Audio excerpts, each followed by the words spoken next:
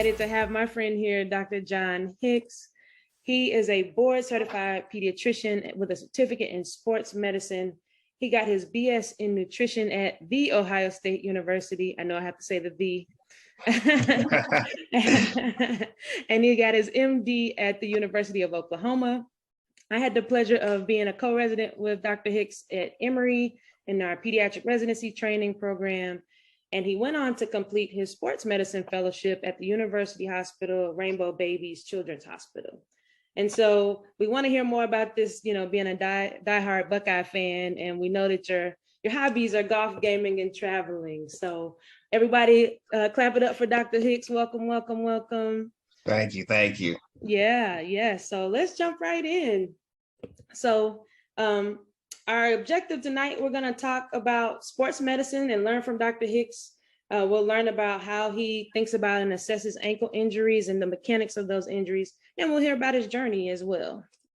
So with that being said, let's take a quick peek at an injury here. We will only look at him. Dak Prescott of the Cowboys went down with what's certainly the worst injury we've seen this NFL season and is already on his way for surgery to his right ankle. Welcome back, everybody. I'm Dr. Brian Suter, and this is your #1 source for learning about the unique medical side of the world of sports. In this video, we're going to walk through what happened here tonight with this just horrific injury for Cowboys quarterback Dak Prescott. We'll take a look at the footage to understand how something like this happened, talk about the relevant anatomy, and then specifically what the medical team is going to do on field to ensure Dak's safety as best as possible. As always, if you enjoy learning about So we just wanted to give you a snippet of what you'll hear, but you guys will have these resources on the platform. So we're going to talk all about ankle injuries from Dr. Hicks's perspective tonight. And so with that being said, let's start off with the basics, Dr. Hicks. So can you tell us what sports medicine is and what inspired you to go into the field? Absolutely. So sports medicine, honestly, is something that's transformed over the past several years. It used to be just kind of caring for athletes, but now it's a little bit more than just that. I think the majority of people who do sports medicine get into it because they do like to care for active people. But some adult providers out there are doing some care for people who just want to stay active even in their older age. So doing a lot of things with arthritis care, just keeping people going pretty much. It's always hard to say, about what gets you inspired to go into the field. Mainly my love for sports, and Jasmine, her Dr. Weiss, knows that for sure, how deep that runs. But my love for sports and be able to kind of meld that into my profession was the main thing. But quite honestly, it's just the experience of actually doing it, right? Like when we go through medical school and residency, we have no idea half of the time what we want to do until we actually experience it. So I was able to experience sports medicine clinic in medical school and then did it my first year in residency and just kind of took that and ran with it. Yeah. Very cool. And so I love that, right? If you guys kind of key in on what Dr. Hicks said, you took your passion and you were able to melt it into the field of medicine. And so since we're on the sports, tell us your top professional team so we know the banter we need to have during this conversation. Yeah. So a little fun fact about me and Dr. Weiss is that we had a very friendly-ish rivalry back in residency. I'm from Cleveland, Ohio, and I'm a diehard Cavs fan. And at that time, the Cavs and the Warriors are playing a lot in the finals. Yes. They got the best of us several times, but we did beat them with a historic comeback. So fair enough. But yes, those nights in the residency room were very, very energetic, let's say, when the Warriors and the Cavs were playing. So you can also have fun as a resident too. So tell us a little bit about some of the challenges you have faced along your journey to becoming a sports med doc. I think I think it's true for really anything that you go into when you decide to go into a specialty after you've been in a residency, is trying to find time to learn about that specialty, but also show interest in that specialty as well. So as residents, we're really busy with kind of our primary responsibilities. And when you want to do something more than that, you got to make time and find time to do other things to get those experiences. So that was the toughest thing in residency, was trying to find time between my main duties, but also find time to go experience giving care on a sideline or go do mass events and things like that. Mm-hmm. So I think that time kind of allocation between the two responsibilities was something that was very challenging. And once you get into kind of your specialty training, then you're focused just on that. So it's not as much of an issue going forward with that. So that balance of, you know, when you're in residency, having to first learn the foundation of pediatrics and care Right. for patients and the day-to-day in the hospital, just Right. being in the hospital so much, also trying to find time to get prepared for sports medicine. Right. Yeah. And then once I got into fellowship, you know, I was a pediatric resident, and then I started seeing adults again. I hadn't seen adults for 3 years or so since I was in medical school. So then it was like starting something new again to try to figure out, okay, can I remember some of this stuff that I learned back in medical school to kind of apply it now? So that was a kind of another challenge going forward, but it all worked out. So yeah, absolutely. Can you talk a little bit about, and we'll get into your pathway, but just for the audience to know, so sports medicine doctors can come from different residency programs, right, who are doing the specialized training to be a sports medicine doctor. Can exactly. you just share those residencies they can come from? Yeah, for sure. So most of them are primary care type residencies, but some of them are specialties too. So traditionally, sports medicine docs were all family physicians because they have, you know, both kids and adults that they were seeing. And then as people started to get more interested in it, they started to open it up to different participants, which is great because everybody has a different skill set that they bring to a sports medicine type field, right? So I came from pediatrics. Some of my buddies came from family med, but you can come from internal medicine, which is all adults. You can come from PM&R, which is physical medicine and rehabilitation. And then you can come from emergency medicine too, which is the newest one. I feel like those emergency medicine docs are really equipped to do things on the field and on the sidelines when it comes to big time injuries or big time problems that can happen there. But they struggle a little bit when it comes to the clinic side because that's not something that they do. So everybody's a little bit different with what they're comfortable with, but we can all kind of talk to each other and figure it out and kind of work off each other's strengths. Yeah, that's perfect. Again, kind of that team approach that we talk about in medicine a lot. Awesome. Okay, so, you know, as a sports medicine fellow, when you were in training, you had the opportunity to kind of be on the sideline and on the fields for different teams. Can you share your experiences with that? For sure. So when I was a fellow, I was able to actually have experiences covering sidelines from kind of high school level sports all the way up to professional level sports. The high school level, you know, you definitely got more autonomy. It was almost like being a resident out there again, where you kind of doing it on your own for the most part, right? So when I was on the sideline during high school games, it was me and an athletic trainer out there. And kind of my decisions are the ones that went, the ones that counted at the times if anybody needed to be carted off or taken to the hospital or kind of clearance to go back in the game. So that experience was kind of real valuable for starting to get comfortable with being out on your own. Because after you finish residency, I think that's one of the biggest adjustments is that comfort level of not having somebody behind you all the time to kind of back you up. And then as you kind of went up in the ranks, so I took care of a Division III college back in Ohio. And for the most part, I was pretty autonomous there too.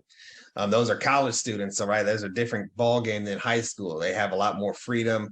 Their medical care is kind of up to them as opposed to high school students where it's more up to their parents. So it's just a little bit different of a dynamic that happens there.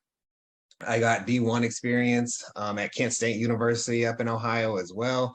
So you get to see kind of what's the difference between kind of a Division III school who doesn't have as much athletic type allocations for money and someone who are talking about millions of dollars as far as, you know, what those decisions are made from. So facilities are different, kind of pressures on decisions are a little bit different at that time.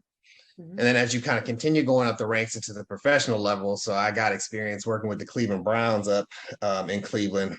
You know, some of that stuff is a little bit more hands off, but you get to see how a professional team is run and what kind of the ins and outs of stuff and who is all involved, all the resources that they have available to them that you wouldn't have at like the high school level.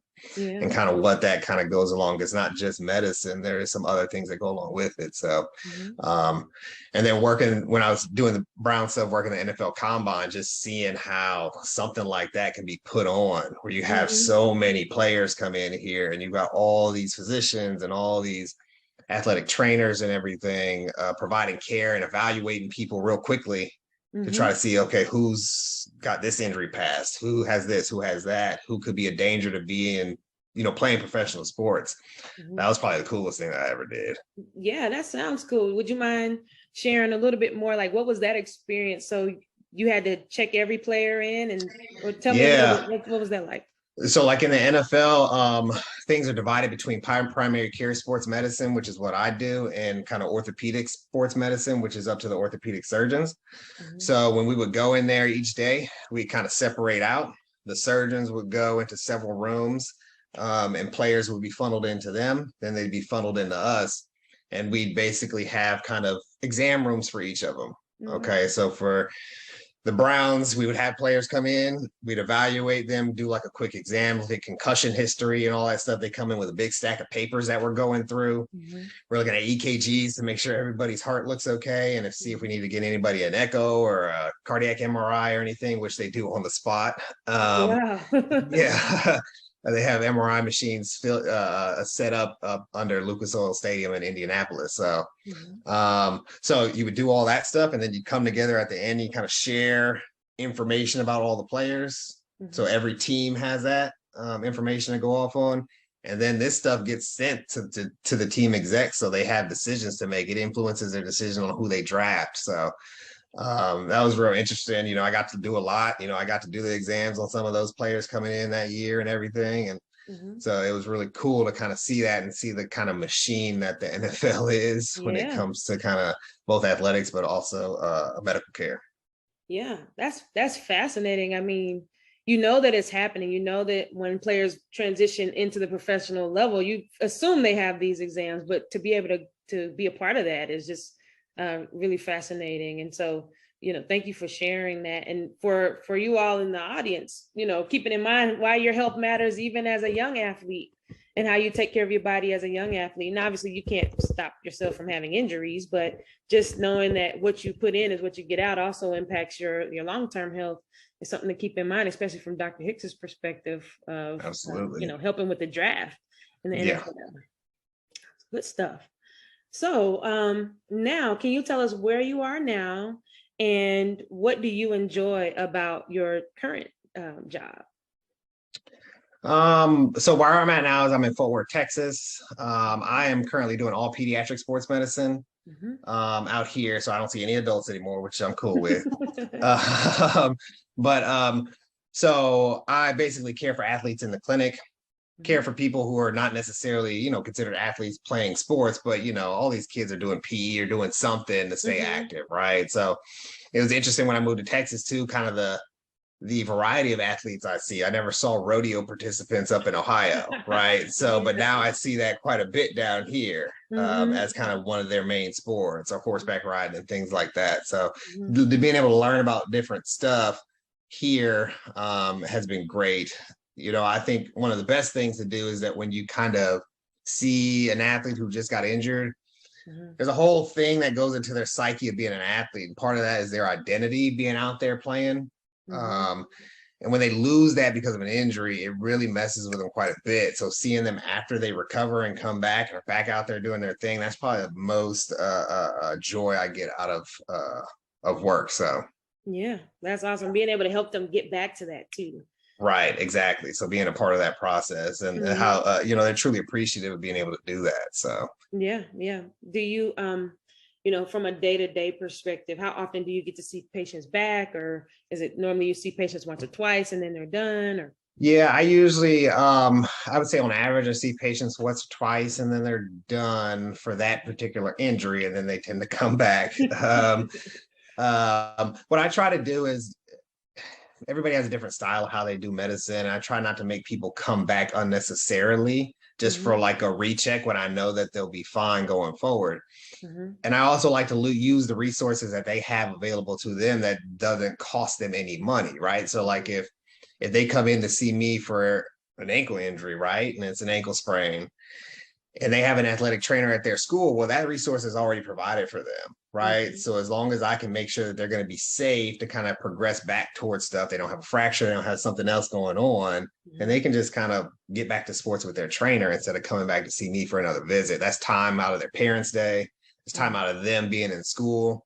But it's Mhm. also, insurance money that they have to go and pay and all that stuff. So I mostly see people 1 or 2 times and then they're done until they come back for another injury. So Exactly. I know you hope you don't show up again. right. Very common. And I mean, one thing I'm constantly referring people from the primary care office to sports medicine. And I know I end up seeing them back for one reason or another to also kind of follow up with what happened. Right. So there's a lot of different wraparound opportunities for the student athletes to be checked in on again.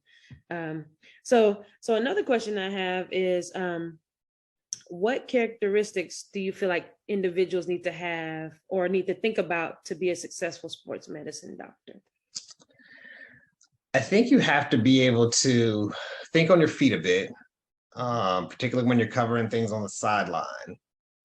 And you have to be confident in what you're doing out there too. I think a lot of times where kind of bad things happen or where people are kind of wavering on, what you need to do, what you don't need to do.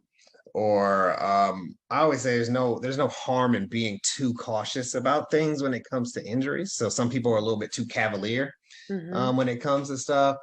So partially kind of just being confident and studying up on the things that you could possibly see.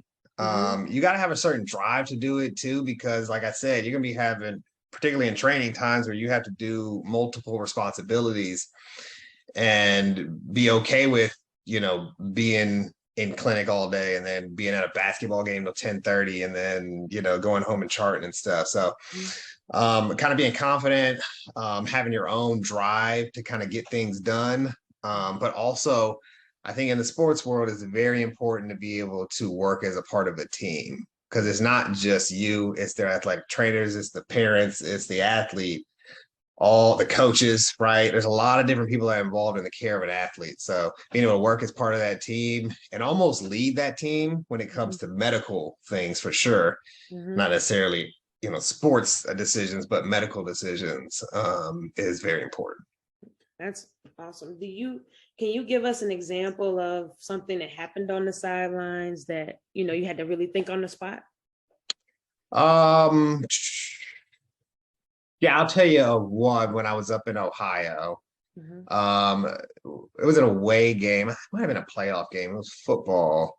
And one of our defensive players, I think he was like a sophomore, maybe a junior, he went down after getting hit, right? And you always worry when someone's down, right? You don't know what it is initially.